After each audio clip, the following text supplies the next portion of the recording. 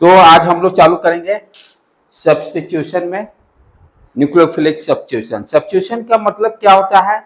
जैसे class teacher है, वही सेम एग्जाम्पल, यदि कोई टीचर गायब हो जाता है तो सब्स्टिट्यूट पीरियड लगता है, उसके बदले में दूसरा टीचर आएगा। तो सब्स्टिट्यूशन का मतलब क्या है कि एक एब्सेंट हुआ तो उसके जगह पे जो दूसरा टीचर यदि एब्सेंट हुआ तो टीचर के बदले टीचर जाएगा। डॉक्टर हॉस्पिटल में चले जाइए, यदि हॉस्पिटल में डॉक्टर छुट्टी लेता है तो उसकी जगह पर दूसरे डॉक्टर के सब्स्टिट्यूट ड्यूटी लगती है। एवरी प्रोफेशन में जिसका जो प्रोफेशन, यानी सब्स्टिट्यूशन में हम क्या देख रहे हैं कि जो सब्स्टिट्यूट जो यानी जैसे ये रूम में है क्लास टीचर है तो टीचर यदि बाहर निकल रहा है तो टीचर ही आएगा सेम कम्युनिटी का। डॉक्टर एब्सेंट है तो सब्स्टिट्यूशन डॉक्टर का लगेगा, नर्स का नहीं लगेगा। इट मीन्स जो अंदर बाहर हो रहा है वो क्या है, सेम टाइप के। जब यहां पर सेम टाइप का मतलब क्या होता है, जैसे हम लोग इलेक्ट्रोफाइल है, जब इलेक्ट्रोफाइल इंटर कर रहा है तो इलेक्ट्रोफाइल कहने का मतलब हम लोग क्या जानते हैं कि इलेक्ट्रॉन डिफिशिएंट। इलेक्ट्रोफाइल का मतलब क्या होता है, इलेक्ट्रॉन डिफिशिएंट, इलेक्ट्रॉन की कमी, पैसा की कमी।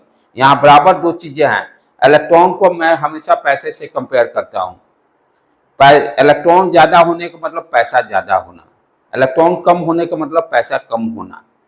तो इलेक्ट्रॉन को ऑलवेज कंपेयर किया जाता है पैसे से, खासकर मैं पैसे से रिलेट करता हूँ, बच्चों को अच्छी तरह से अंडरस्टैंड हो। तो यहाँ पर दूसरा एक है, अंदर बाहर कौन जा रहा है, न्यूक्लियोफाइल। अंदर बाहर टीचर का रोल यहाँ पर क्या है, यहाँ टीचर की जगह पे कौन है, न्यूक्लियोफाइल। न्यूक्लियो मीन्स क्या होता है, न्यूक्लियस से जिसको ज्यादा प्यार हो। न्यूक्लियस पे कैसा चार्ज होता है, पॉजिटिव चार्ज है। पॉजिटिव चार्ज से किसका इंट्रैक्शन होगा ज्यादा, निगेटिव चार्ज का इंट्रैक्शन होगा। तो इसलिए न्यूक्लियोफाइल पर किस तरह का होगा, इलेक्ट्रॉन रिच, पैसा ज्यादा पैसे वाले को न्यूक्लियोफाइल बोलते हैं। तो जो हम अंदर बाहर करेंगे, जो सब्स्टिट्यूट करेंगे, किसका करेंगे, न्यूक्लियोफाइल का, इलेक्ट्रॉन रिच स्पीशीज का। न्यूक्लियोफाइल का मतलब इलेक्ट्रॉन रिच स्पीशीज की बातें करेंगे। जो तो यहाँ पर केमिकल बेसिक हम लोग क्या पढ़ रहे हैं, केमिकल रिएक्शन का मैकेनिज्म, कैसे ऑर्गेनिक केमिस्ट्री में केमिकल रिएक्शन होता है। अभी तक पहले तक क्या था, रटम रटाई नहीं। अब है कि 11th में क्या है कि ऑर्गेनिक केमिस्ट्री में कि रिएक्शन मैकेनिज्म, कैसे रिएक्शन हो रहा है उसको अंडरस्टैंड करें। कि रिएक्शन इतना ज्यादा है, कैसे याद करना पॉसिबल ही नहीं है। और क्वेश्चंस भी जो पूछे जाएंगे वो रटम रटाई वाला क्वेश्चन नहीं रहेगा। तो रिएक्शन में हम लोग केमिकल रिएक्शन में क्या जानते हैं, दो तरह की क्वांटिटी होती है, एक सब्सट्रैक्ट, दूसरा आपका रिएजेंट। रिएजेंट सब्सट्रैक्ट पर अटैक करता है, प्रोडक्ट बनता है, यही है कॉन्सेप्ट। एक सब्सट्रैक्ट होता है, दूसरा रिएजेंट।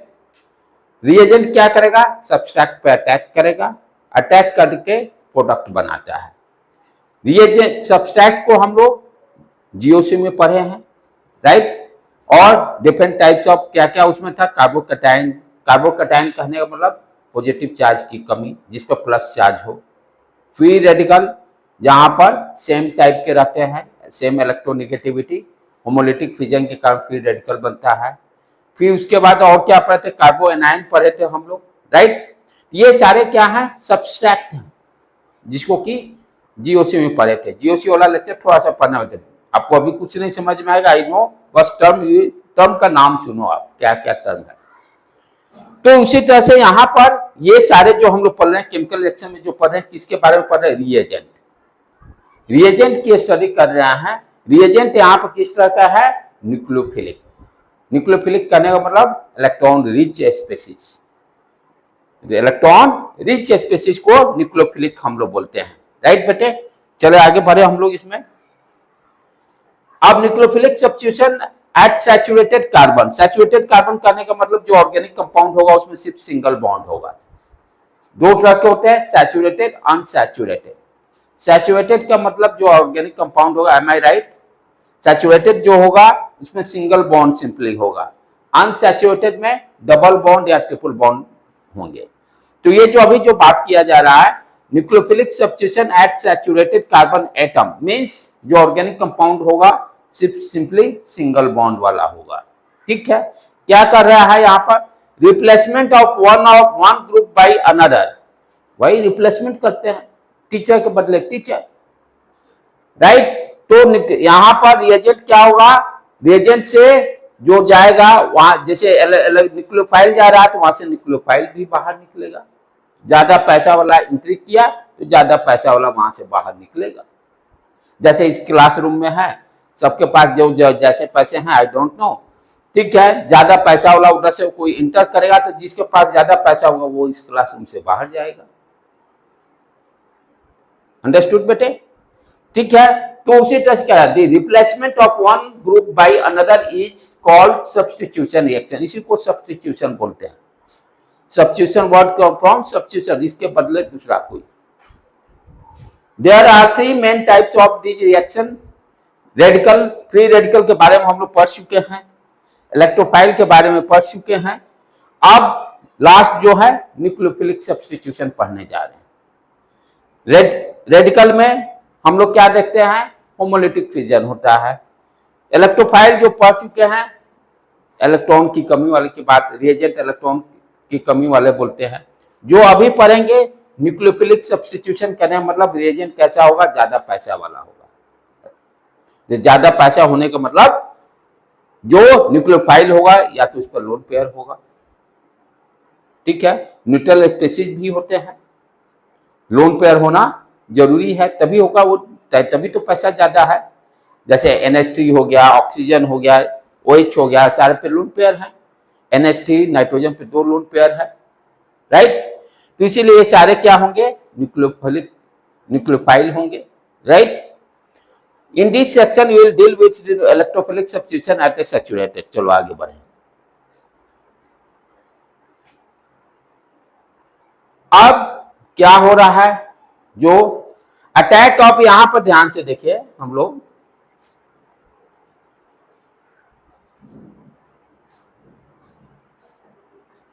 थोड़ा सा इसको न्यूक्लियोफाइल को अच्छी तरह से समझना जरूरी है। अभी तक जितना जो भी रिएक्शन मैकेनिज्म पढ़े हैं उसमें सबसे ज्यादा इसमें बहुत सारे पॉइंट्स हैं।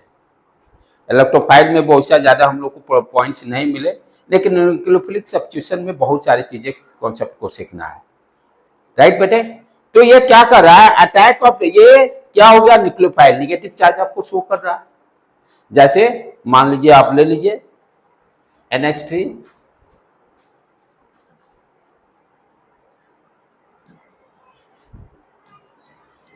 ये न्यूट्रल स्पीशीज है, ये कोई इस पर नेगेटिव चार्ज नहीं है, राइट।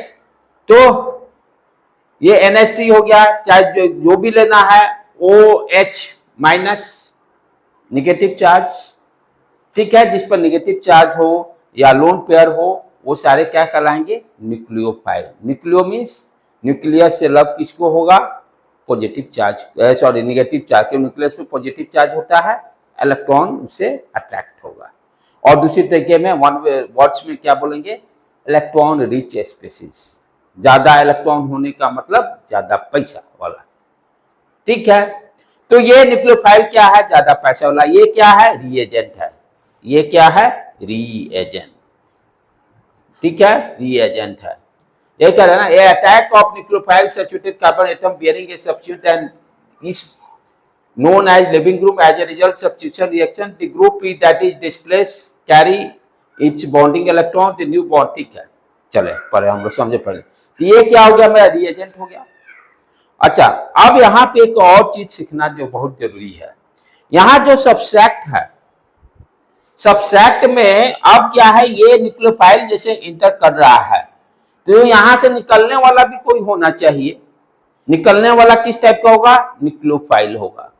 जो निकलेगा उसको X को हम यहाँ पे क्या बोलते हैं, लिविंग ग्रुप। यदि कोई निकलेगा नहीं तो न्यूक्लियोफाइल कोई रिएक्शन ही नहीं होगा। यदि लिविंग, जो यहां से X को क्या बोलेंगे, लिविंग ग्रुप। X को क्या बोलेंगे, लिविंग ग्रुप। जो जितने ये आसानी से छोड़ेगा उतना ही आपका न्यूक्लियोफिलिक रिएक्शन का रेट क्या होगा, फास्ट होगा। तो कोई आपसे पूछे रिएक्शन का फास्ट रेट कैसे होगा, लिविंग ग्रुप जितने आसानी से छोड़े। यदि लिविंग ग्रुप आसानी से नहीं छोड़ेगा तब क्या होगा, न्यूक्लियोफाइल का रेट का स्पीड कम होगा। तो यहां पे जो ये सब्सट्रैक्ट से जो निकलेगा उसको हम लोग क्या बोलते हैं, लिविंग ग्रुप। अब लिविंग ग्रुप किस तरह का होगा? इलेक्ट्रॉन रिच ये न्यूक्लियोफाइल है, उसके पास इलेक्ट्रॉन है, तो ये क्या है? Lewis base. इलेक्ट्रॉन रिच वाले को लिविस बेस और इलेक्ट्रॉन के कमी वाले को लिविस एसिड। ठीक है, आप अब ध्यान से समझो, यहां पर ये क्या है कि ये अब X जो होगा, X जो होगा, ठीक है, बेसिसिटी के टर्म में ध्यान से समझें, ये क्या है? आर अल्काइल हैलाइड है, अल्काइल हैलाइड है, एसिड है। जितने स्ट्रॉन्ग एसिड उतना ही वीक बेस, जितना स्ट्रॉन्ग एसिड उतना ही वीक बेस। स्ट्रॉन्ग एसिड का मतलब क्या होगा? एच आयन उतना ही ज्यादा निकलेगा। हम लोग ऑलरेडी सारे चीज पढ़े हैं, एच आयन ज्यादा होने के मतलब एनायन जितना स्टेबल होगा उतना ही एच आयन ज्यादा निकलेगा। स्टेबिलिटी जब शुरू में पढ़े थे जीओसी में, जीओसी में एसिड एक्सटेंट में हम लोग क्या देखते थे कि एनायन जितना ही स्टेबल होगा, एनायन जितना ही स्टेबल होगा उतना ही एच आयन ज्यादा बनेगा, एसिडिटी स्ट्रेंथ ज्यादा होगा। एसिडिटी स्ट्रेंथ ज्यादा होगा तो उसके जस्ट अपोजिट आपका वीक बेस कहलाएगा। वो क्या कहलाएगा? वीक बेस कहलाएगा। ये नहीं, दोनों अपोजिट हैं। कोई भी जैसे ऑर्गेनिक कोई भी कंपाउंड है, यदि स्ट्रॉन्ग एसिड है तो वीक बेस होगा, यदि स्ट्रॉन्ग बेस है तो वीक एसिड होगा, उल्टा होगा। ठीक है, तो यहाँ पर लिविंग ग्रुप जो होगा, हम क्या बोले? आसानी से जो छोड़े। आसानी से छोड़ने के लिए कंडीशन क्या होना चाहिए कि ये क्या निकलेगा? ये देखिए एनायन निकल रहा है, X minus NU negative charge entry किया, यहां से निकलेगा भी तो निगेटिव ही आए। तो ये X वो क्या है? लिविंग ग्रुप है। किस तरह का? वहां पर आप देखें एनायन है, यानी वो एनायन जितना ही स्टेबल होगा, जितना ही स्टेबल होगा उतना ही रेट फास्ट होगा।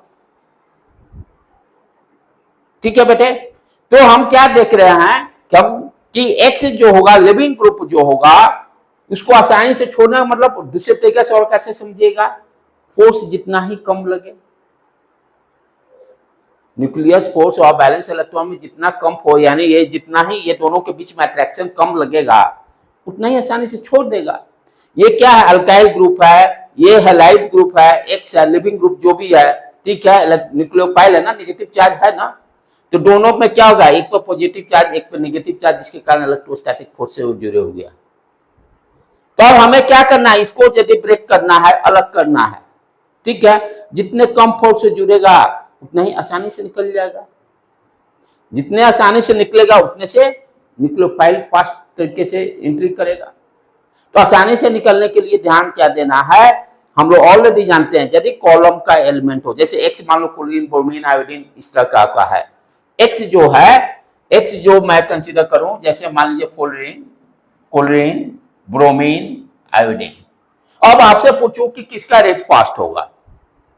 न्यूक्लियोफिलिक सब्स्टिट्यूशन किसका फास्ट होगा? फ्लोरीन रखने पर, क्लोरीन रखने पर, ब्रोमीन रखने पर, आयोडीन रखने पर, राइट? तो हमें फास्ट करने का मतलब किसका यहां बाउंडेशन कम होगा, किसका बाउंडेशन कम होगा, राइट? बाउंडेशन कम हो, आप देखिए सारे एक ही कॉलम के हैं। और एक चीज आप भी ये भी जानते हैं, जितना ही किसी भी चार्ज, किसी पर भी नेगेटिव चार्ज होगा, जितना ही नेगेटिव चार्ज है वो अनस्टेबिलिटी क्रिएट करेगा। तो वो चार्ज डिस्ट्रीब्यूट होना चाहिए तभी होगा। स्टैटिक चार्ज क्या है? अनस्टेबिलिटी बताता है। तो इसको यदि स्टेबल की बात करेंगे, हम क्या देख रहे हैं? ये सारे जो है एक कॉलम में है। कॉलम में क्या देखते हैं? साइज। तो सबसे बड़ा साइज किसका है? आयोडीन का होगा। पीरियोडिक टेबल में एक ही कॉलम में हैलोजन वाला ग्रुप में है सारे, तो इसका साइज बड़ा होगा। साइज बड़ा होने से क्या होगा? जो नेगेटिव चार्ज होगा वो डिस्ट्रीब्यूशन उसका आसानी से हो सकता है। जितना स्प्रेड करेगा उतना ही स्टेबिलिटी बढ़ेगा। तो इट मींस कहने का मतलब क्या है कि सबसे ज्यादा स्टेबल जब आयोडीन रहेगा तब देगा।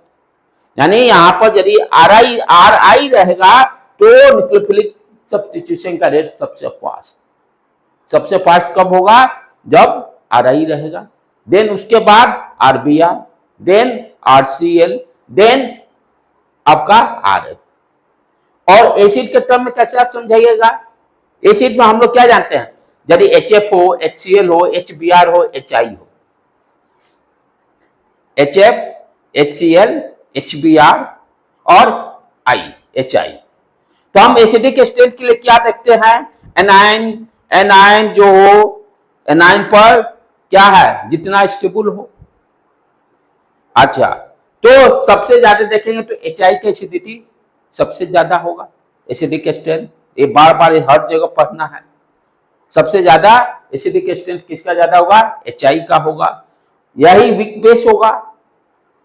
तो न्यूक्लियोफिलिक सब्स्टिट्यूशन में लिविंग रूम के लिए कंडीशन क्या होना चाहिए, जो सबसे वीक बेस होगा उसका रेट फास्ट होगा। लास्ट समरी अब दे रहा हूं, क्या समरी मैं दे रहा हूं, यानी लिविंग ग्रुप में, लिविंग ग्रुप जो सब्सट्रैक्ट है, जो वीक बेस होगा वो उसका न्यूक्लियोफिलिक सब्स्टिट्यूशन का रेट फास्ट होगा। SN1 हो या SN2 हो, उससे अभी मतलब तो बेस तैयार कर रहे हैं हम लोग। तो न्यूक्लियोफिलिक सब्स्टिट्यूशन किस कंडीशन में फास्ट रेट देगा, जब सब्सट्रैक्ट किस तरह का होना चाहिए, वीक होना चाहिए। जब सब्सट्रैक्ट आपका वीक होगा तो रेट क्या होगा, फास्ट होगा। जब सब्सट्रैक्ट वीक होगा, वीक बेस, वीक बेस कहने का मतलब pair of electron, weak base कहने का मतलब क्या हो गया कि पेयर ऑफ इलेक्ट्रॉन जितना कम हो, यानी पैसे कम वाला, निगेटिव चार्ज तो है ही। अच्छा, और अनदर वे से कैसे, मान लीजिए कहीं पे लोन पेयर से हमें डिस्कस नहीं कर पा रहे हैं, यानी वीक बेस से हम डिस्कस नहीं कर पा रहे हैं। जैसे हम लोग देखते थे ना, फॉर्मिक एसिड फलना, तो सब एनाइन सारे निकलते, तो एनाइन से हम लोग स्टेबिलिटी डिस्कस करके तब बताते थे एसिडिक स्टेट। तो वो कंडीशन होगा तब यहाँ क्या देखेंगे, जो एनाइन सबसे ज्यादा स्टेबल, जो एनाइन सबसे ज्यादा स्टेबल उसका न्यूक्लियोफिलिक रेट ज्यादा। तो न्यूक्लियोफिलिक रेट यानी स्पीड ज्यादा होने के लिए सब्सट्रैक्ट किस तरह का होना चाहिए, या तो वीक बेस होना चाहिए या उसका एनाइन जो हो वो स्टेबल हो। एनाइन स्टेबल कब होता है, जितना ही साइज बड़ा, जितना ही साइज बड़ा स्टैटिक चार्ज उतना ही डिस्ट्रीब्यूट करेगा। पैसा ज्यादा है, मैं उसको अच्छी तरह से डिस्ट्रीब्यूशन कर दूंगा तो स्टेबल रहूंगा। यदि मेरे को पैसे बांटने हैं तो क्या होगा, उसको जितने अच्छी तरह से, यानी जितने लार्ज नंबर ऑफ पीपुल्स रहेंगे उतने ही मनी ज्यादा अच्छा तरह से डिस्ट्रीब्यूट होगा। लार्ज पीपुल का मतलब कि लार्ज साइज। तो ये दो कंडीशन सेटिस्फाई होगा, उसी से हम डिसाइड करेंगे कि न्यूक्लियोफिलिक का रेट जो होगा फास्ट होगा कि स्लो होगा। और जो यहां से सब्सट्रैक्ट से निकलता है उसको क्या बोलते हैं, लिविंग ग्रुप। वो किस तरह का नेचर का होगा, वो भी इलेक्ट्रॉन रिच स्पीसीज है, वो भी ये देखिए X माइनस, ये भी इलेक्ट्रॉन रिच स्पीसीज है। तो रेट फास्ट है, दो conditions that is very important, weak base and दूसरा क्या देखना है कि स्टेबल एनाइन होना चाहिए। स्टेबल एनाइन होगा तभी हम बताएंगे कि स्पीड फास्ट है। आगे बढ़े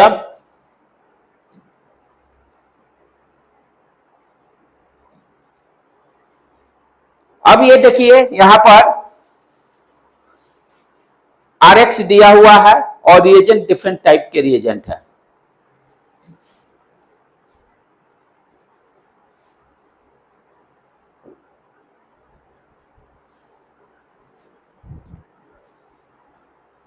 इसमें क्या दिया, nucleophilic substitution at saturated carbon, ठीक है, RX लिया गया है, डबल बॉन्ड नहीं है, ठीक है। R का मतलब यहां पर अल्काइल ग्रुप CH3, CH3, ठीक है बेटे। थोड़ा सा 10th वाला ऑर्गेनिक को थोड़ा जो पढ़े थे ना लास्ट चैप्टर, उसको थोड़ा सा रीड करना।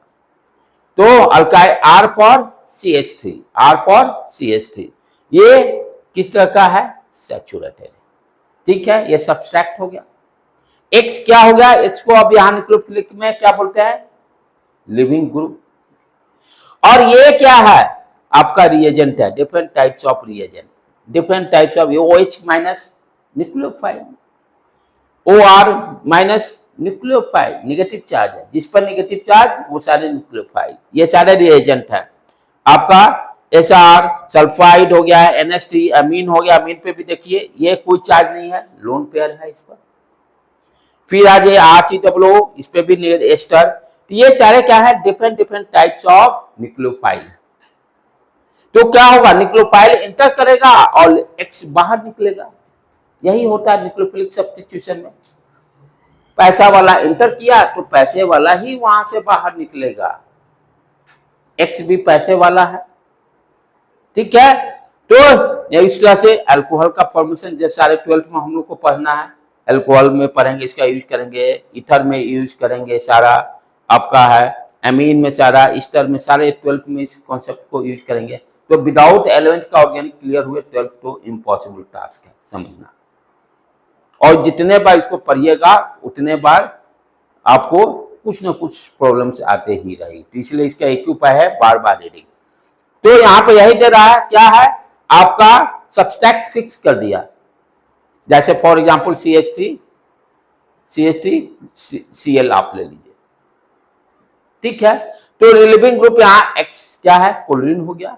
अल्कोहल सोडियम हाइड्रोक्साइड क्या दे देगा, OH माइनस दे देगा। तो यहां से अब यहाँ पे क्या होगा, ये OH यहाँ पे जाएगा तो बन क्या गया, मिथाइल अल्कोहल। इस तरह से हम लोग मिथाइल अल्कोहल बनाएंगे और बाहर में निकलेगा क्या, Cl माइनस। यदि बेस सोडियम हाइड्रोक्साइड यहां ले लेते हैं तो NaCl बन जाएगा। तो इस तरह से अल्कोहल का हम प्रिपरेशन कर सकते हैं न्यूक्लियोफिलिक सब्स्टिट्यूशन करके। उसी तरह से फिर आपको देखिए ईथर का भी प्रिपरेशन न्यूक्लियोफिलिक सब्स्टिट्यूशन से करेंगे। साइनाइड नाइट्राइल वाला ग्रुप न्यूक्लियोफिलिक सब्स्टिट्यूशन। ये सारे जितने देख रहे हैं एमीन बन रहे हैं, RNH3 एस्टर, ये सारे में हम क्या देख रहे हैं, न्यूक्लियोफिलिक सब्स्टिट्यूशन हो रहा है। ठीक है बेटे, क्लियर है। चले आगे बढ़े हम लोग। अब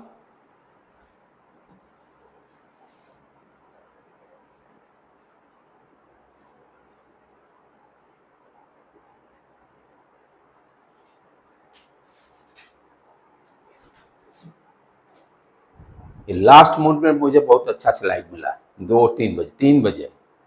पहले से प्लानिंग कुछ और था, दूसरे स्लाइड्स थे, तो अब इस दोनों को इंटरमिक्स किया। उसके बाद इसमें डायग्राम थोड़ा बहुत अच्छी तरह से समझाए हुए हैं। अब देखो SN1 S for substitution, N for nucleophilic, 1 for unimolecular. Unimolecular कहने का मतलब क्या होता है, जैसे मान लीजिए कोई रिएक्शन हो रहा है, A+B+C दिया AB+C। यूनिमोलिकुलर कहने का मतलब जो रेट होगा रिएक्शन का, जो इस रेट क्या है, रिएक्शन का स्पीड बताता है। तो रेट जो होगा रिएक्टेंट के एक ही मॉलिक्यूल पर डिपेंड करेगा, दोनों पर नहीं है। दो दिखाई दे रहा है, ए भी दिखाई दे रहा है, BC भी दिखाई दे रहा है। तो हम लोग केमिकल काइनेटिक्स जो पढ़ते हैं 12th में, वहां पर हम लोग केमिकल काइनेटिक्स में रेट यूनिमोलिकुलर, बाईमोलिकुलर, जिसमें कि रेट हम लोग के देखते हैं रिएक्टेंट के एक किसी पावर जब 1 होता है तो फर्स्ट ऑर्डर, पावर 2 होता है सेकेंड ऑर्डर, वहीं से है। तो अभी जो काम का चीज है, नहीं नॉलेज है तो क्या समझना का है, क्योंकि वो तो 12th में 11th के बच्चे कैसे समझेंगे। तो यूनिमोलिकुलर का मतलब, और उसी को फर्स्ट ऑर्डर भी बोलते हैं। यूनिमोलिकुलर मतलब रिएक्टेंट के किसी एक ही पर डिपेंड करेगा, या तो ए पर या तो BC पर। क्या इसका केमिकल रिएक्शन का रेट यहां पर रेट कहने का मतलब क्या होता है, स्पीड, कितना तेजी से बनेगा, कितना तेजी से प्रोडक्ट बनेगा, कितने तेजी से प्रोडक्ट बनेगा। रेट का मतलब कितने तेजी से ये प्रोडक्ट मेरा बनेगा, उसकी बात कर रहा है। तो SN1 S for substitution, N for nucleophilic और 1 फॉर यूनिमोलिकुलर। ठीक है, क्लियर हो गया SN1 क्या है। यानी कहने का मतलब कि न्यूक्लियोफिलिक सब्स्टिट्यूशन रिएक्शन 2 तरह के होंगे, 4 तरह के हैं। बेसिकली पढ़ना है हम लोग को SN1 एंड SN2। ठीक है, तो SN1 पहले स्टार्ट करते हैं। तो SN1 में क्लियर हो गया, सब्स्टिट्यूशन न्यूक्लियोफिलिक यूनिमोलिकुलर, यानी कहने मतलब किसी एक ही पर डिपेंड करेगा, किसी भी रिएक्टेंट के आइदर A पर या BC पर। आगे अब क्या देख रहा है, अल्काइलेशन। आप जो रिएक्शन अभी जस्ट थोड़े देर पहले पढ़े, ये क्या है आपका reagent, OH minus. Negative charge रहेगा वो क्या होगा, न्यूक्लियोफाइल, ज्यादा पैसा वाला। रिएजेंट किस तरह का लेते हैं, इसको रिएजेंट बोलते हैं। केमिकल रिएक्शन में दो ही चीज है, subtract, reagent that gives product. Substract, reagent gives product. reagent क्या करता है, सब्सट्रैक्ट पे अटैक करता है। जैसे मान लो युद्ध हो रहा है, ये मेरा एस पाकिस्तान है, आर मेरा इंडियन आर्मी है। यदि युद्ध जीतना है, इंडियन आर्मी को अटैक करना पड़ेगा इस पर, तभी वो प्रोडक्ट मिलेगा, तभी भी आपका युद्ध में विजय होगी। तो सेम चीज यहां भी, आर क्या है, अटैक किया इस पर अटैक करके प्रोडक्ट बनाया। यही पूरे केमिकल रिएक्शन, यही समरी है। तो यहां पर अब क्या हो गया, आर क्या है, आर का नेचर कैसा है, न्यूक्लियोफाइल। आर का नेचर कैसा है, न्यूक्लियोफाइल, यानी नेगेटिव चार्ज। ठीक है, तो OH माइनस कहां से आएगा, जैसे कोई भी बेस ले लो, sodium hydroxide, red sodium hydroxide, इसको ब्रेक करेंगे तो सोडियम प्लस और OH माइनस मिल जाएगा। ठीक है, तो OH माइनस कैसे आ रहा है, किसको बेस से मिल जाएगा हमें। तो रिएजेंट किस टाइप का होगा, OH माइनस। ध्यान देने की बात क्या है कि SN1 रिएक्शन मैकेनिज्म में 2 स्टेप में रिएक्शन हो रहा है। यानी अभी तक आप क्या देखते थे, सिंपली कि एक लाइन में आप रिएक्शन देखते थे, अंदर में क्या हो रहा है आपको कुछ पता नहीं। यहां हम अंदर में देख रहे हैं क्या हो रहा है, सीखना है। यहां पर दिखाई देता है कि एक ही लाइन में होता है, लेकिन एक से ज्यादा स्टेप में रिएक्शन होता है, उसको क्या बोलते हैं, कॉम्प्लेक्स रिएक्शन। उसको क्या बोलते हैं, कॉम्प्लेक्स रिएक्शन। एक से ज्यादा स्टेप में यदि रिएक्शन मैकेनिज्म हो रहा है तो उसको हम लोग क्या बोलते हैं, कॉम्प्लेक्स रिएक्शन। Complex reaction. तो SN1 जो रिएक्शन मैकेनिज्म है, रिएक्शन मैकेनिज्म करने का मतलब हम अंदर झांकना चाह रहे हैं कि कैसे रिएक्शन हो रहा है। रिएक्शन मैकेनिज्म का मतलब होता है कि इंटर में कैसे वो प्रोडक्ट बन रहा है, क्या क्या स्टेप्स उसमें हो रहा है। तो SN1 में ध्यान देना है, 2 स्टेप में रिएक्शन कंप्लीट हो रहा है। स्टेप 1 में क्या हो रहा है, स्टेप 1 में क्या होगा, कार्बोकैटायन का फॉर्मेशन होता है। कार्बोकैटायन करने मतलब पैसा का कमी, चार्ज पॉजिटिव वाला। कार्बोकैटायन, कैटायन से पॉजिटिव होता है, कैटायन से पॉजिटिव, राइट। तो कार्बोकैटायन का फॉर्मेशन करने का मतलब कम पैसा वाला कैटायन बन रहा है, उस पर पॉजिटिव आना चाहिए। तो ध्यान क्या देना है, इसीलिए SN1 मैकेनिज्म, अब कार्बोकैटायन का फॉर्मेशन होने का मतलब जितना ही ये स्टेबल कार्बोकैटायन बनेगा, ठीक है, उतना ही अच्छा रहेगा। दूसरी चीज क्या है कि ये 2 स्टेप में रिएक्शन हो रहा है, तो जो पहला स्टेप है, हम लोग क्या जानते हैं, रेट डिटरमाइनिंग, RDS थोड़ा इसको मिटा दूं मैं,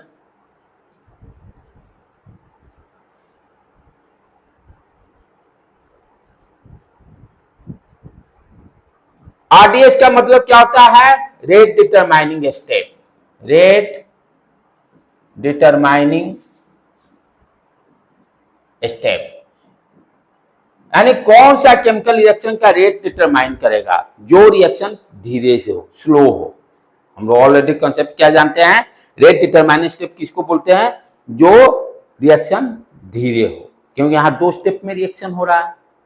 तो दोनों में जो एक धीरे वाला होगा, स्पीड जिसका कम होगा, वो उसको RDS बोलेंगे, रेट डिटरमाइनिंग स्टेप। यहाँ जो फर्स्ट स्टेप जो है, फर्स्ट स्टेप में क्या हो रहा है, कार्बोकैटायन का फॉर्मेशन हो रहा है, इसी का स्पीड क्या है, स्लो है, इसका स्पीड स्लो है। इसीलिए SN1 का रिएक्शन का मैकेनिज्म का रेट किस पर डिपेंड होगा, स्टेप 1 में, जिसमें कार्बोकैटायन का फॉर्मेशन हो रहा है। दूसरा वाला जो स्टेप है वो फास्ट रिएक्शन है, दूसरा वाला स्टेप जो है फास्ट रिएक्शन है।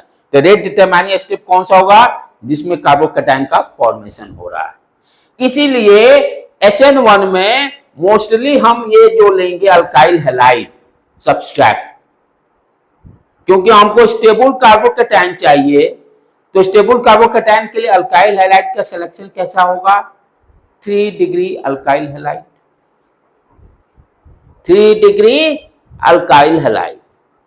यदि यहां पे हमको क्या चाहिए, यहां पर हमें ये जो बन रहा है रिएक्शन, ये आपका 3 डिग्री कार्बोकैटायन सबसे ज्यादा स्टेबल होता है। ये इसको स्टेबल होने के लिए हमें अल्काइल हैलाइड किस तरह का सेलेक्ट करना पड़ेगा, वो भी 3 डिग्री अल्काइल हैलाइड सेलेक्ट करना पड़ेगा। ये कार्बन आर आर आर मतलब CH3, आर का मतलब CH3, ये मान लीजिए Br। तो यदि कार्बन 3 RR से जुड़ेगा तो उसको 3 डिग्री बोलेंगे, 2 RR से जुड़ेगा तो 2 डिग्री बोलेंगे। ठीक है, एक से जुड़ा रहेगा R से, R का मतलब एक कार्बन, R का मतलब CH3, R का मतलब CH3। ये देखो, ये C, यदि एक CH3 से जुड़ा ये कार्बन 1 डिग्री, 2 कार्बन से जुटेगा 2 CH3 2 डिग्री, 3 कार्बन से जुटेगा, 3 कार्बन से जुटा तो 3 डिग्री। तो हमें चाहिए 3 डिग्री, तो 3 डिग्री का अल्काइल हैलाइड भी होना चाहिए, इसलिए हम प्रेफर क्या करेंगे, 3 डिग्री अल्काइल हैलाइड सब्सट्रैक्ट लेने का। ये स्टेप 1 में ही अभी बात कर रहे हैं हम लोग, अभी स्टेप 2 गए नहीं है। क्या कर रहे हैं, कार्बोकैटायन का फॉर्मेशन, जो कि ऑलरेडी GOC सब में हम लोग पढ़े हैं। कार्बोकैटायन का स्टेबिलिटी, वो सीरीज ऑफ सीक्वेंस यहाँ सब लागू होगा। जो वहां पर ऑर्डर पढ़े थे ना, कार्बोकैटायन का स्टेबिलिटी ऑर्डर, वही ऑर्डर यहाँ पर यूज होगा। दूसरी चीज, बहुत खास बात यहाँ ध्यान देने की, बहुत कम जगह दिया हुआ है, बच्चे बहुत ही यानी वहां पर मिस्टेक कर जाते हैं कि यहां पर आप कभी मान लीजिए फॉर एग्जाम्पल कि आपका 2 डिग्री कार्बोकैटायन बन रहा है, तो हम क्या जानते हैं कि जहां 2 डिग्री कार्बोकैटायन का फॉर्मेशन होता है, रीअरेंजमेंट प्रोसेस की होने की चांसेस 100% होती है। हम क्या करते हैं, जो ये फॉर्मेशन होगा कार्बोकैटायन का फॉर्मेशन, हम स्टेबल वाला लाने की कोशिश करते हैं। यदि 1 डिग्री है तो क्या देखेंगे, 2 डिग्री बनेगा, किस टेक्निक से, रीअरेंजमेंट टेक्निक, जिसमें कैडाइल शिफ्ट, मिथाइल शिफ्ट, ये सारा हम लोग पढ़े थे रीअरेंजमेंट में। तो बच्चे क्या करते हैं कि यदि आपको पूछेगा, यदि दे दिया डिफरेंट आपको, और उसमें पूछेगा किसमें आपका हाइड्रोलिसिस रेट का स्पीड ज्यादा है, तो स्टेप 2 से तो डिसाइड नहीं हो रहा, जो डिसाइड हो रहा है स्टेप 1 से डिसाइड हो रहा है, जो हो रहा है स्टेप 1 से डिसाइड हो रहा है, राइट, क्योंकि रेट डिटरमाइनिंग स्टेप मेरा क्या है, स्टेप 1। अब यहां पे बच्चे क्या गलत कर देते हैं कि रीअरेंजमेंट प्रोसेस करके वो रेट डिटरमाइन बताते। मान लीजिए रीअरेंजमेंट करके भी 3rd डिग्री बन गया, दूसरा ये तो 3rd डिग्री है ही, एक दूसरा लिए हम रिएक्टेंट सब्सट्रैक्ट, जो कि रीअरेंजमेंट करके वो भी 3rd डिग्री बना रहा है, तब दोनों में स्पीड कैसे डिफाइन करेंगे, किसका ज्यादा कम है, क्योंकि कार्बोकैटायन फॉर्मेशन हुआ, यदि रीअरेंजमेंट बनने की चांसेस होगी तो रीअरेंजमेंट होगा, वो भी यदि 3rd डिग्री बनने वाला होगा तो 3rd डिग्री बन गया, तब स्पीड किसका बताएंगे ज्यादा कम।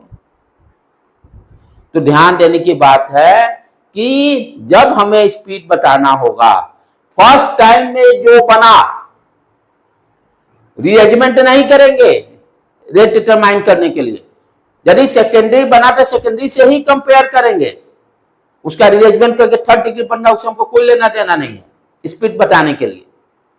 फर्स्ट बार में जो बना, फर्स्ट बार में जो बनेगा, 1 डिग्री बने या 2 डिग्री बने, उसी के वहीं पर रोककर उसके स्पीड को डिटरमाइन करेंगे।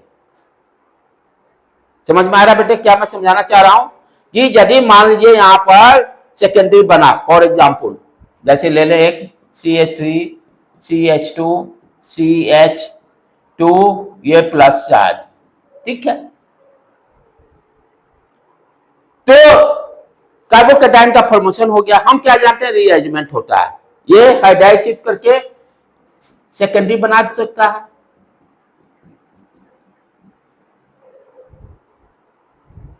ठीक है। अब मान लो कोई सेकेंडरी बन रहा है फर्स्ट स्टेप में ही, तो अब कंपेयर कैसे करेंगे, तब तो दोनों का स्पीड सेम हो जाएगा।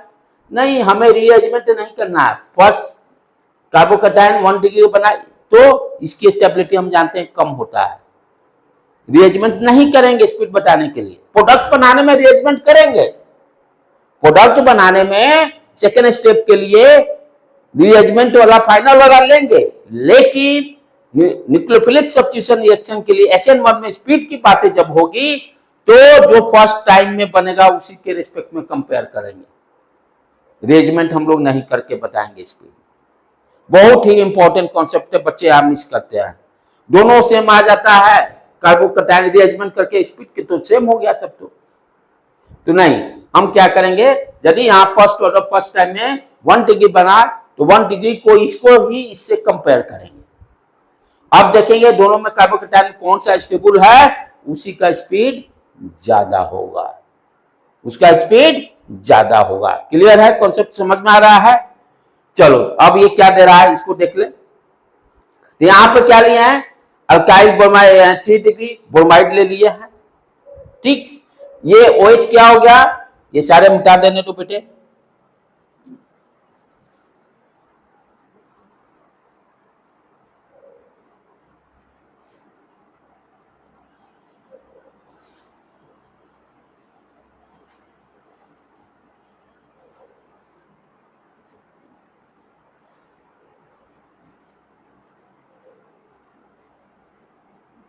हाँ।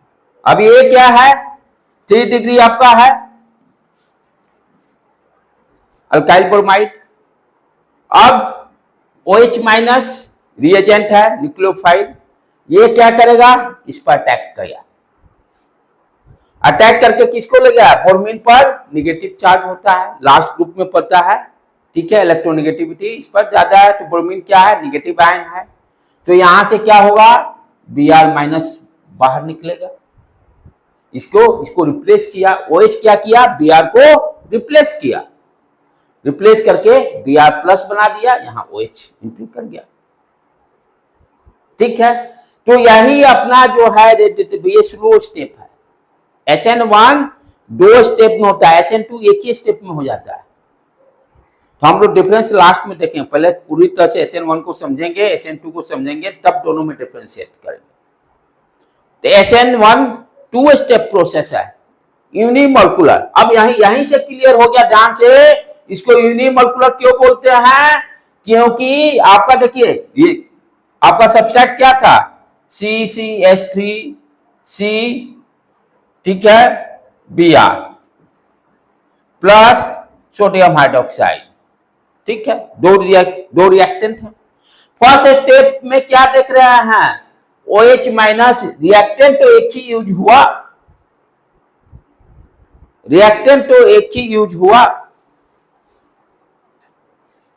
इसीलिए इसको यूनिमोलिकुलर बोलते हैं। जब एक ही रिएक्टेंट यूज होगा तो यूनिमोलिकुलर क्यों इसको बोला गया, क्योंकि जो फर्स्ट स्टेप में कार्बोकैटायन का फॉर्मेशन हो रहा है, सब्सट्रैक्ट ही तो यूज हो रहा है सिर्फ, इसीलिए इसको यूनिमोलिकुलर बोलते हैं, राइट बेटे। अब देखो दिया हुआ, the rate of the reaction is depend only on the concentration of the subtract. Rate किस पर डिपेंड करेगा, इसका कंसंट्रेशन कितना है। सब्सट्रैक्ट से हम रिएजेंट से कोई लेना ही देना नहीं, रिएजेंट से हमें कोई लेना देना। आप कहिएगा सर ये तो OH है कहां से, आप तो सोडियम हाइड्रॉक्स वाला ही तो यूज कर रहे हैं, रिएजेंट वाला ही यूज कर रहे हैं, आप तो सोडियम हाइड्रॉक्स ये तो रिएजेंट को तो आप दिखा रहे हैं, गलत फहमी, ये रिएजेंट नहीं है, सॉल्वेंट भी यहां यूज करते हैं एज ए कैटलिस्ट। मैं बताया था ना, सॉल्वेंट क्या करेगा, इनिशिएट करता है। जैसे हम इलेक्ट्रोफिलिक में क्या देखे थे, इलेक्ट्रोफिलिक जब पढ़े थे तो आपका कैटलिस्ट क्या काम करता था, कार्बोकैटायन का फॉर्मेशन करता था, इलेक्ट्रोफाइल का फॉर्मेशन करता था। कौन करता था, कैटलिस्ट, रिएजेंट नहीं करता था, रिएजेंट नहीं करता था। उसी तरह से सिमिलरली यहां भी क्या होगा कि वाटर सॉल्वेंट लेते हैं, अंडरस्टूड, वो वही वाटर सॉल्वेंट है, ये सोडियम हाइड्रोक्साइड वाला नहीं है। नहीं तो दो दिखाई, दोनों तो यूज में आ गया ना, तो इसको यूनिक क्यों बोलेंगे, तब सब्सट्रैक्ट भी यूज कर लिया, रिएजेंट भी दिखाई दे रहा है, नहीं, गलतफहमी, गलती, बड़ा मिस्टेक। ये OH कहां से आया है, ये जो सॉल्वेंट हम यूज करेंगे, सॉल्वेंट H2O। अभी पढ़ेंगे भी सॉल्वेंट भी दो तरह के होते हैं, एप्रोटिक, ये पोलर नेचर के रहते हैं, पोलर सॉल्वेंट होते हैं। पोलर का मतलब पॉजिटिव निगेटिव चार्ज दोनों है। प्रोटिक एप्रोटिक पाएंगे, उसके देखेंगे आगे। तो सॉल्वेंट, ये सॉल्वेंट वाला OH है। फंडा क्लियर समझ में आ रहा है? यूनिमोलिकुलर क्यों बोला जा रहा है? क्योंकि हम इसी को यूज कर रहे हैं, इसको नहीं यूज कर रहे हैं। ये रिएक्शन जो एक्चुअल में हो रहा है, ये कैटलिस्ट यहाँ H2O यूज किया गया है और तब ये दे रहा है CH3OH अल्कोहल। ये वाटर यूज हो रहा है, इसको हम यूज नहीं कर रहे, इसको सेकंड स्टेप में यूज करेंगे। तो यही दे रहा है, देखो the rate of reaction depends only, तो किस पर डिपेंड किया? सिर्फ सबस्ट्रेट के कॉन्सेंट्रेशन पर। सबस्ट्रेट का कॉन्सेंट्रेशन ज्यादा हुआ, स्पीड ज्यादा, जितने ज्यादा स्टेबल बनेगा। तो the rate of reaction depends only on the concentration of the substrate and it is independent of the concentration of the nucleophilic. Nucleophilic वाला इस पे इससे कोई लेना देना है, क्योंकि फर्स्ट स्टेप में तो है ही नहीं, और वही मेरा स्लो स्टेप है, वही रेट डिटरमाइनिंग स्टेप है। जब हम रिएजेंट ही यूज नहीं किए तो ये यहाँ आम इमली महुआ कुछ भी रखे उससे आपको क्या लेना देना, रेट का तो कोई लेना देना नहीं। तो वही बातें कर रहा है, independent of the concentration of nucleophilicity of attacking reagent, उस पर इंडिपेंडेंट है क्या? रेट, स्पीड रिएक्शन का। जब इसका यूज नहीं हुआ तो कुछ भी रहे उससे क्या लेना देना, सोडियम हाइड्रोक्साइड कुछ उसका कॉन्सेंट्रेशन कम रहे ज्यादा रहे उससे कोई मतलब ही नहीं। तो इसीलिए ये दिया हुआ, rate of reaction is depends only on the concentration of the substrate and it is independent. यही सब इसीलिए कर रहा हूं कि SN1 SN2 थोड़ा सा डेप्थ में स्टडी डिमांड कर रहा है। इलेक्ट्रोफाइल सब इतना नहीं था, या फ्री रेडिकल सब्स्टिट्यूशन में नहीं था, लेकिन ये सारे कॉन्सेप्ट अभी पढ़ेंगे तो 12 के रिएक्शन में दम बम्पर रहेगा अपना, कहीं कुछ नहीं सोचना है वहां पर। ठीक है, आगे बढ़े तब। इसीलिए इसको फर्स्ट ऑर्डर यूनिमोलिकुलर रेट को यहाँ पर देखो, रेट को इसी तरह से define, rate equal k is constant, और ये क्या है? सबस्ट्रैक्ट है। Rate directly proportional to the concentration of the substrate. Rate is directly proportional to the, यही जो लाइन दिया हुआ उसको मैथमेटिक्स में डिफाइन कर दिया इस तरह से। क्लियर है? आगे बढ़े अब। ठीक है, चलो नेक्स्ट। उसी चीज को लैंग्वेज में मैं सारा लिख दिया हूं।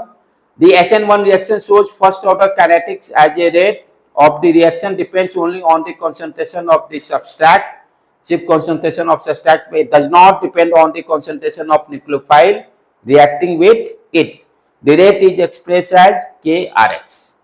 ठीक है, where K is constant and quantity in a square bracket represents concentration.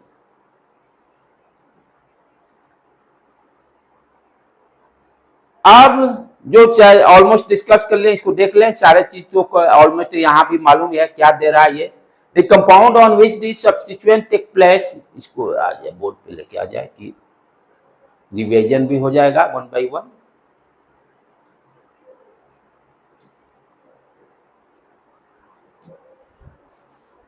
The compound on which the substitution take place is called substract, इसको substract बोलते हैं। And the group that becomes displaced from the carbon taking electron पर, ये क्या कर रहा है? ये देखो दोनों इलेक्ट्रॉन लेके भाग रहा है। ये जो बॉन्ड बना है ना, कोवलेंट बॉन्ड, ये जो है लिविंग ग्रुप जो है, ये दोनों इलेक्ट्रॉन लेके भागा तभी Br माइनस बना है।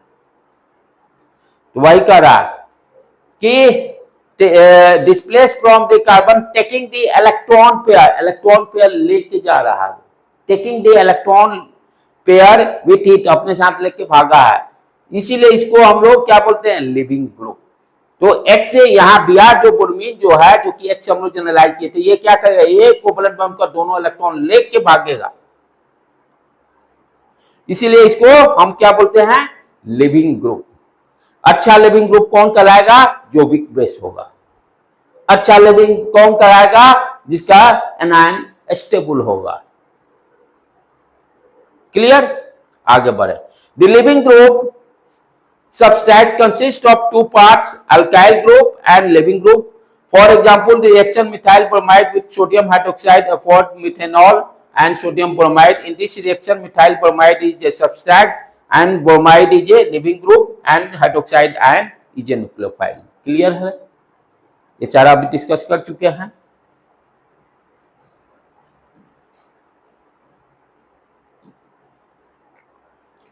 अब क्या है आगे?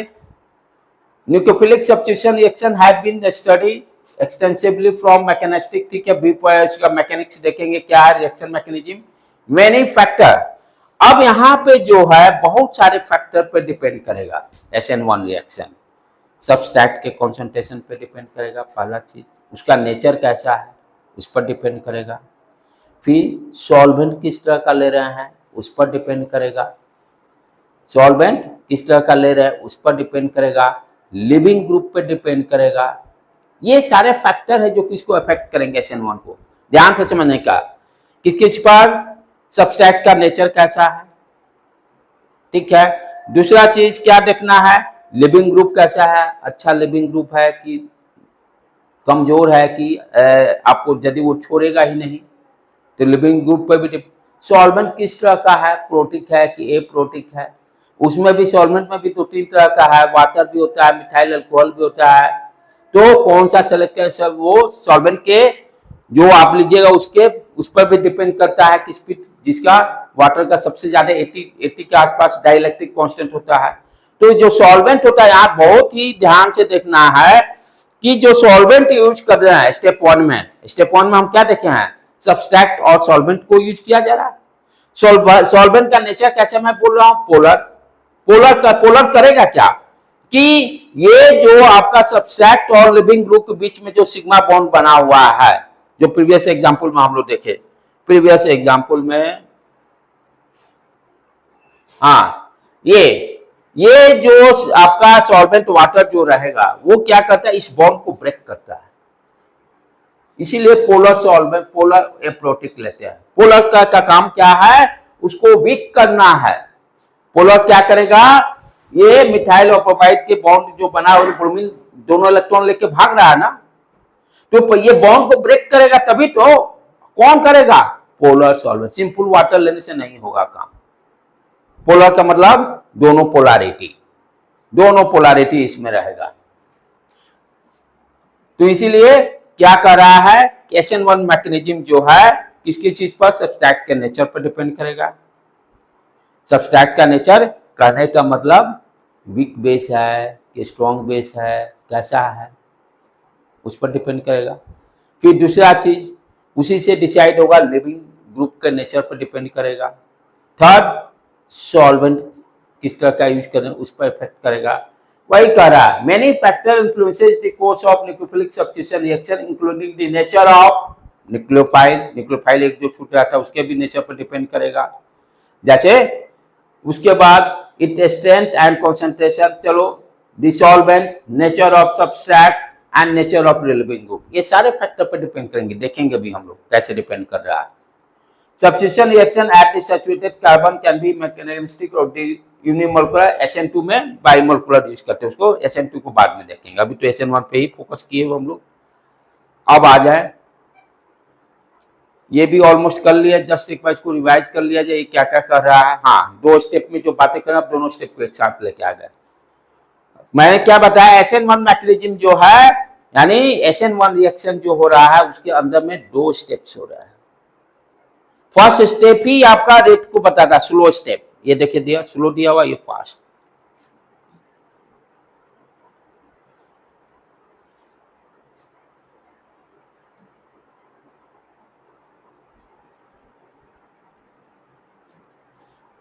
तो हम क्या देख रहे हैं? SN1 रिएक्शन जो है 2 स्टेप प्रोसेस है.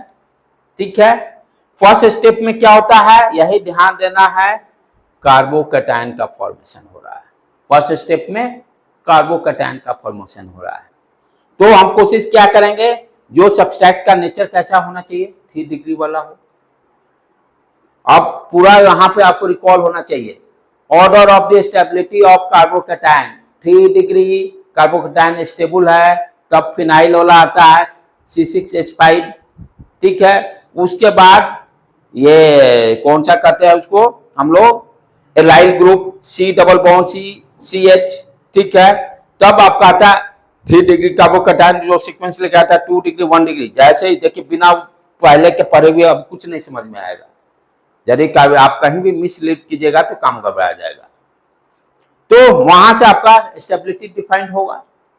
तो जितना ही ज्यादा स्टेबल उतना ही आपका स्पीड ज्यादा रहेगा, क्योंकि स्लो का मतलब सिर्फ क्या बता रहा है कि यही इसी से रेट डिफाइंड होगा। केमिकल रिएक्शन में रिएक्शन मैकेनिज्म ये बहुत इंपॉर्टेंट है कि रिएक्शन का स्पीड क्या है। अब यहां से मान लीजिए आपको गांव जाना है तो आपको कार का स्पीड बहुत ही इंपॉर्टेंट फैक्टर रहेगा। यदि स्पीड ठीक ठाक रहेगा तो आप जल्दी पहुंच जाइएगा, यदि स्पीड धीरे रहेगा तो देरी से पहुंचिएगा। उसी तरह से सेम यहां भी कहानी है। और दूसरे स्टेप में, तो पहले स्टेप में हमने क्या किया है, कार्बोकैटायन का फॉर्मेशन किया है। अब दूसरा स्टेप में आएगा रिएजेंट के खेला। रिएजेंट स्टेप 2 में यहां पे ये जो कार्बोकैटायन फर्स्ट बना ये यहां पर आ गया। अब इस पर क्या करेगा, रिएजेंट अटैक करेगा। रिएजेंट क्या करेगा, अटैक करेगा, ठीक है। तो ये रिएजेंट किस तरह का न्यूक्लियोफाइल है और ये फास्ट रिएक्शन है, इसलिए RNU बना लिया न्यूक्लियोफाइल। जैसे इसको समझने का है तो इस तरह से आपको इसको समझिए, जैसे CH3 मिथाइल क्लोराइड ले लिया, ठीक है। तो पहला स्टेप में क्या हुआ, कार्बोकैटायन का फॉर्मेशन होगा। किसको यूज करके, सॉल्वेंट को यूज करके, सॉल्वेंट को यूज करके, सॉल्वेंट को यूज करके, ठीक है। पोलर वाटर हम लोग मॉलिक्यूल लेते हैं, ये क्या दे देगा, CH3 प्लस, और यहां से लिविंग ग्रुप बाहर निकल आएगा, कार्बोकैटायन का फॉर्मेशन हो गया। अब ये कार्बोकैटायन क्या करेगा, अब न्यूक्लियोफाइल रिएजेंट कैसा है मेरा, न्यूक्लियोफाइल सेकेंड स्टेप में यहां पर CH3, कोई भी न्यूक्लियोफाइल ले लीजिए, sodium hydroxide OH minus, OH minus water से कंफ्यूज नहीं करने का है। अब ये क्या करेगा, ये नेगेटिव चार्ज है, इससे इस पर अटैक करेगा। देखा भाई, मिल गया मेरा पॉजिटिव चार्ज, प्यारा जिसको जरूरत है। हमको पैसा कम है, पैसा ज्यादा है, और जिसके पास पैसा कम है, ठीक है, तुरंत जाके दे आएगा। पैसा मेरे पास भी नहीं है अभी, ठीक है। तो ये क्या बन गया, RCH3OH मिथाइल अल्कोहल। तो हम क्या देखें, SN1 मैकेनिज्म जो होता है ये फास्ट रिएक्शन है, इससे हम रेट डिटरमिन। तो न्यूक्लियोफाइल का यूज कब हो रहा है, स्टेप 2 में, स्टेप 2 में न्यूक्लियोफाइल का यूज हो रहा है। तो कभी भी न्यूक्लियोफाइल आपका रेट डिटरमाइन में, स्पीड बताने में कभी भी जरूरत नहीं है। इसका कॉन्सेंट्रेशन कुछ भी रहे उससे क्या मतलब, हमको तो रेट यहां से मालूम चल रहा है कि कम देर में घर पहुंच रहे कि ज्यादा देर में पहुंच रहे हैं। इसे ये तो इतना फास्ट हो रहा है, इससे हमको कुछ पता ही नहीं चला। एरोप्लेन से गए 5 मिनट में दे 10 मिनट में घर पहुंच गए।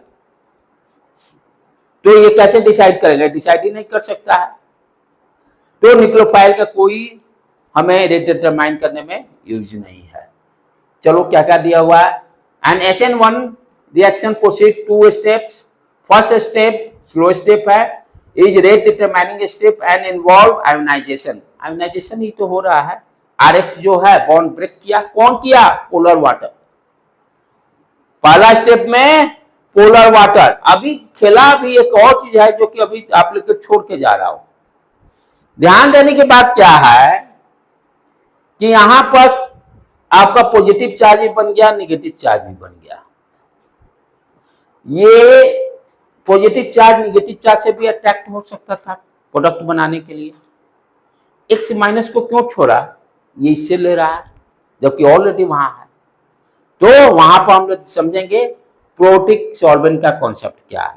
इसको क्या करेगा, कोई आदमी जाल जैसा फंसा लेगा, जाल में जैसे ही बनेगा तो वाटर, प्रोटिक वाटर का क्या कॉन्सेप्ट है, इसको चारों तरफ से घेर लेगा। जैसे होता है ना, क्या बताएं, शादी ब्याह हो रहा है, जयमाल होने वाला है, ठीक है, तो लड़का पार्टी तरफ से हुटंगाई मचाने वाला भी सारे हैं, ठीक है। अच्छा, और सारे ये लड़के जो हैं ये भाई लड़की को देखना चाह रहे हैं, तो क्या करते हैं घर वाले, लड़कियां जो हैं फैमिली मेंबर लड़की को चारों तरफ से घेर लेते हैं कि कोई लड़का देख नहीं पाए। तो रिएक्शन जिससे जयमाला होना वो तो दूसरा स्टेप में है, जयमाला वाला बंदा तो यहां बैठा हुआ है, ये सारे से तो बचाना भी तो है। तो बचाने के लिए क्या होगा, ये फैमिली मेंबर्स है। उसी तरह से यहां भी पॉजिटिव नेगेटिव चार्ज बना, लेकिन यहां मिलन नहीं होगा दोनों का। मिलन करने के लिए ये सारे चारों तरफ से इसको घेर कर बैठे हुए हैं, क्योंकि असली तो खिलाड़ी यहां बैठा हुआ उसका। जिसको ये काम कौन करता है, प्रोटिक वाटर। यहां पर क्या होगा, चारों तरफ से इसको HOOH या HOH एक घेर लेगा, इसको मिलने ही नहीं देगा। राइट। चलो, the breaking of the CH bond, तो यहाँ CH बॉन्ड ब्रेक हो गया, RH से इशारा कर लिया। इन सेकेंड स्टेप पे सारा हम लोग अच्छी तरह से समझ गया। क्लियर है? Okay, done.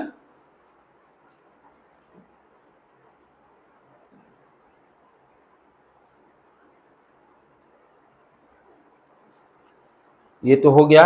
नेक्स्ट से उसी चीज को थोड़ा सा डायग्राम में हमको स्लाइड से लेट मिला था, जिसको बीच बीच में इंसर्ट करते गया, बीच बीच में इसको इंसर्ट करते गया। CH3, हाँ ये देखिए,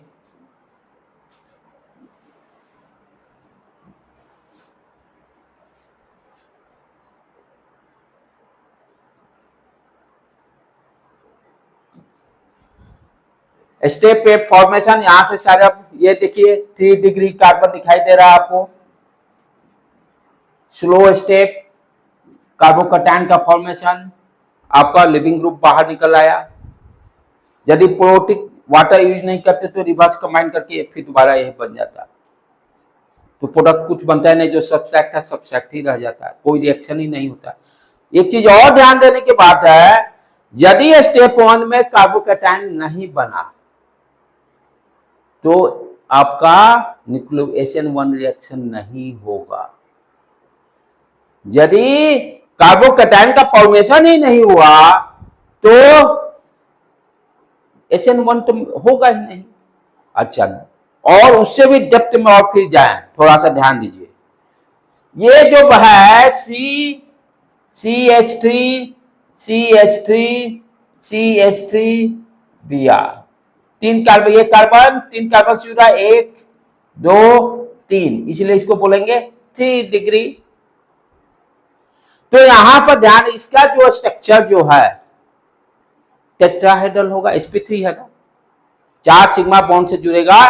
तो हाइब्रिडाइजेशन हम लोग जब एटॉमिक स्ट्रक्चर पढ़ेंगे तो उसमें पढ़ेंगे हाइब्रिडाइजेशन से, केमिकल बॉन्डिंग में, सॉरी केमिकल बॉन्डिंग में पढ़ेंगे हाइब्रिडाइजेशन। यहां पर हाइब्रिडाइजेशन किस तरह का है, sp3 स्ट्रक्चर टेट्राहेड्रल, 3 पांव एक ऊपर। लेकिन कार्बोकैटायन जो बन रहा है इसका हाइब्रिडाइजेशन क्या होता है, sp2, 2 इलेक्ट्रॉन की कमी हो गई ना, C+, तो इसका sp2, और sp2 का कैसा है स्ट्रक्चर, प्लेन में रहेगा। एक प्लेन लीजिए और ट्रायंगल जैसा बना लीजिए, ये प्लेन है, इसमें एक कार्बन इधर, एक कार्बन इधर, एक कार्बन इधर। तो जो कार्बोकैटायन बन रहा है उसका स्ट्रक्चर क्या है, प्लेनर। उसका स्ट्रक्चर क्या है, प्लेनर। तो फर्स्ट स्टेप में हम क्या देख रहे हैं, जो टेट्राहेड्रल है वो किस स्ट्रक्चर में कन्वर्ट हो रहा है, प्लेनर में। समटाइम्स आपको स्ट्रक्चर जैसे दे देगा, प्लेनर नहीं देकर दूसरे तरह से बेंडिंग टाइप से कुछ दिखा कर डायग्राम देगा, आपसे बोलेगा कि SN1 हो रहा है कि नहीं हो रहा है, 2-3 डायग्राम दे दिया, ठीक है, और उसमें पूछेगा किसमें SN1 हो रहा है, तो कैसे पकड़िएगा, जिसमें प्लेनर स्ट्रक्चर देखिएगा उसी को SN1 मारना है। आगे वो स्लाइड में वो डायग्राम में दिखाऊंगा। राइट, तो SN1 होने के लिए आपका स्ट्रक्चर कैसा होना चाहिए था, ये प्लेनर, इस तरह से, ये इस तरह से, ये हो गया CH3 CH3 CH3 प्लेन में, ये प्लेन में एक CH3 यहाँ, एक CH3 यहाँ, एक CH3 यहाँ, तो फर्स्ट स्टेप में जो कार्बोकैटायन फॉर्मेशन हो रहा है वो टेट्राहेड्रल से प्लेनर स्ट्रक्चर में कन्वर्ट हो रहा है। बहुत ये इंपॉर्टेंट पॉइंट जो छूट रहा था। और दूसरा तो जान ही रहे हैं, ये पास्ट क्या है, ये न्यूक्लियोफाइल है, ये अटैक करके इस तरह से बना लिया। आगे देखें,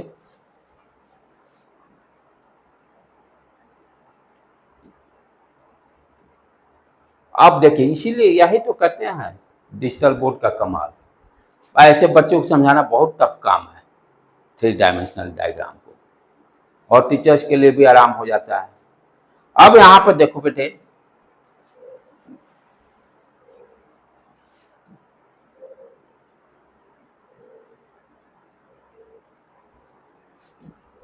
अब जो न्यूक्लियोफाइल अटैक कर रहा उसको अंडरस्टैंड करने का है।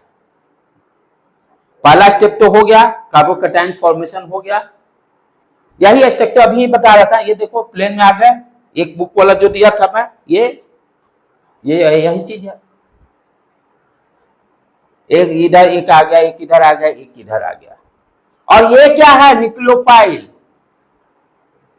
जो अटैक कर रहा है, ये बना ना, ये कार्बोकैटायन बन गया CH3 CH3 CH3। और जो न्यूक्लियोफाइल अटैक करेगा वो कहां अटैक करेगा, उसका स्ट्रक्चर कैसे आपका दिमाग में सेट होना चाहिए। प्लेन में तो ये तीनों आ गए ना, और एक्चुअल में क्या था, टेट्राहेड्रल स्ट्रक्चर, ऊपर नीचे लोब। ये देखिए लोब, ऊपर और नीचे, ऊपर नीचे।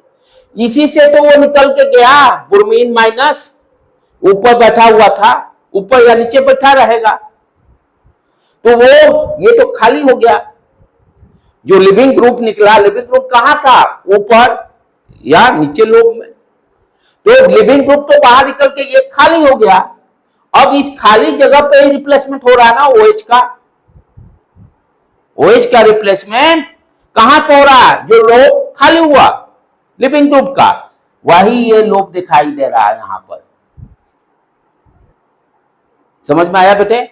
तो न्यूक्लियोफाइल क्या कर रहा है, या तो टॉप से या बॉटम से। यदि इसी को इस तरह से पलट दूं मैं, तो ये क्या होगा, ये फ्रंट, ये पीछे वाला पोर्शन बैक। कहीं के बुक्स में ये भी लिखता है फ्रंट से अटैक किया कि बैक से किया। इस चीज को इतना समझना जरूरी है कि जो आप लोग पढ़े थे ना, कायरल सेंटर, R और S सब यहां खेला होने वाला है। ये बहुत महान चैप्टर है। ये सारे आपके ऑर्गेनिक को शुरू से लेकर लास्ट तक जो पढ़े ना, सारे अब इसमें कॉन्सेप्ट आ जाएंगे। इसीलिए कह रहा हूं कि SN1 बहुत बड़ा समुंदर है। SN1 का मतलब प्रीवियस जितने आप पढ़े हैं सारे कॉन्सेप्ट यहाँ पे यूज में आएंगे। आइसोमरिज्म का ये सब जितने पढ़े हैं वो सारे अभी करेंगे। तो ये क्या हो गया, ये लोग यदि इस तरह से इसको रखेंगे तो ये फ्रंट, ये बैक, और न्यूक्लियोफाइल या तो इधर जाएगा या तो इधर जाएगा। और यदि ये कायरल रहेगा तो R और S का फॉर्मेशन होगा। कायरल का मतलब क्या करते हैं कि ये कार्बन तीनों अलग अलग, देखो एक CH3 है, ये एक H है, एक क्या है C2H5, तीनों डिफरेंट है, कायरल सेंटर है। कायरल सेंटर के लिए हम लोग पढ़े हैं ना। यदि ये कार्बन अलग अलग ग्रुप से अटैच होगा तो कायरल सेंटर बनेगा। तो कायरल सेंटर का फॉर्मेशन हो रहा है। कायरल सेंटर का फॉर्मेशन होने का मतलब सब लोग समझ जाइए, आपका मिरर इमेज सब वो सब पढ़ना पड़ेगा। यहाँ कॉन्सेप्ट यूज होगा, रिटेंशन, इन्वर्सन, वो सारा मिरर इमेज भी सब बनेगा। ऑप्टिकली एक्टिव ये सारा जो पढ़े थे हम लोग, वो सारे फंडे यहाँ यूज होंगे जो पहले पढ़े हुए हैं। ठीक है, समझ में आ रहा गुड़िया। यहीं पर करके स्टॉप करेंगे, कल फिर आगे बढ़ाएंगे इसको। तो ये खाली अभी दिमाग में डाला कि आपको क्या होगा आगे। आगे अब OH ग्रुप ऊपर जाएगा, ये तो कायरल सेंटर बन गया। ठीक है, तो हाँ, अब Cl ज्यादा दूर नहीं भागा है। Cl जो भाग, Br जो भागा है ना, Br इसी के आसपास में है। अब क्योंकि यहाँ भी ये भी पढ़ना पड़ेगा कौन मेजर प्रोडक्ट बनेगा कौन माइनर, क्या कि यहाँ भी जा सकता है, यहाँ देखो दोनों जगह दिखा रहा है ना, कहीं भी जा सकता है ना। तो विच वन इज डी में 2 प्रोडक्ट बन रहा है। यहाँ देखो 2 प्रोडक्ट बन रहा है, ये 2 प्रोडक्ट है, राइट। ऊपर वाला ये शो कर रहा है, ये नीचे वाला शो कर रहा है। Which one is the major product, which one is the major product, किसका परसेंटेज ज्यादा बन रहा है, कॉन्सेप्ट फिर दिमाग। बोमीन बेचारा अभी यही भागे, प्यार तो इसे है ही, इसी से इतना जल्दी कैसे छूट जाएगा, इसीलिए नजदीक में मंडराया हुआ है कि कहीं मौका दोबारा मत मिल जाए। तो ये क्या करेगा, जो H माइनस न्यूक्लियोफाइल आएगा तो इस कोशिश क्या करेगा, ये दोनों रिपेल होंगे, सेम बिरादरी के है ना, माइनस माइनस, तो इसका परसेंटेज कम बनेगा। और यहाँ अपोजिट साइड तो कोई है ही नहीं, इसलिए ये मेजर प्रोडक्ट बन जाएगा, ये माइनर प्रोडक्ट बनेगा, क्योंकि ये तो यहाँ बी आर इसको आने नहीं देगा ना, OH माइनस को ऊपर ही बैठी के अलग हो गया है, सेपरेशन हो गया है। लेकिन 6 महीना कोर्ट टाइम दे दिया है ना, 6 महीने बाद दोबारा मुलाकात हो सकता है तलाक के बाद भी, तो एक ही रूम में ऊपर नीचे रह रहा है, राइट। वही तो ये, तो इसका मतलब ये क्या होगा, ये minor product, this one is your major product. ये सारी चीजें आगे डिस्कस करेंगे, आज यहीं पर रहने देते हैं, इसमें बहुत सारे हैं स्लाइड्स। लास्ट में कहो कि अच्छा हो गया कि हमको आन मौके पे 2-3 बजे इन लोग जब आया तो ये स्लाइड हमको मिला, अब तब उसी में जल्दी जल्दी में इंसर्ट करना चालू किया मैं। ठीक है बेटे, आज यहीं पर क्लास रहने देते हैं, आगे देखेंगे।